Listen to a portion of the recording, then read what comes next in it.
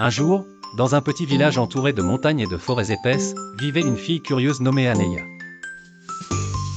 Elle avait 10 ans et portait toujours un petit carnet en cuir attaché à sa ceinture. Chaque fois qu'elle découvrait quelque chose d'étrange ou de merveilleux, elle le notait avec soin. Aneia n'était pas comme les autres enfants. Elle entendait parfois des murmures dans le vent ou des lumières danser dans les ombres. Les adultes disaient qu'elle avait beaucoup d'imagination. Mais Aneia savait que ce qu'elle voyait était bien réel. Un soir, alors que le ciel était rempli d'étoiles brillantes, elle suivit une petite lumière bleue flottante qui passait devant sa fenêtre. Pieds nus, elle sortit en silence, la poursuivant à travers la forêt. La lumière la mena à une clairière cachée que personne n'avait jamais vue. Au centre, un vieux portail en pierre, recouvert de mousse, brillait faiblement.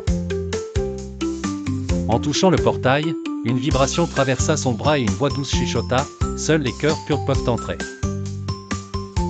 Sans hésiter, Aneia franchit le portail. En un clin d'œil, elle se retrouva dans un autre monde. Le ciel y était violet, les arbres avaient des feuilles dorées, et d'immenses lanternes flottaient dans les airs comme des méduses. Des créatures étonnantes la regardaient avec curiosité, des chats ailés, des tortues translucides et même des oiseaux qui chantaient en dessinant des formes dans le ciel.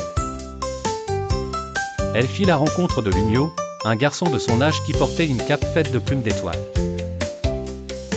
Lumio lui expliqua qu'elle se trouvait au royaume des lanternes célestes, un endroit caché entre les rêves et les souvenirs, accessible uniquement aux enfants capables de voir la lumière invisible du monde.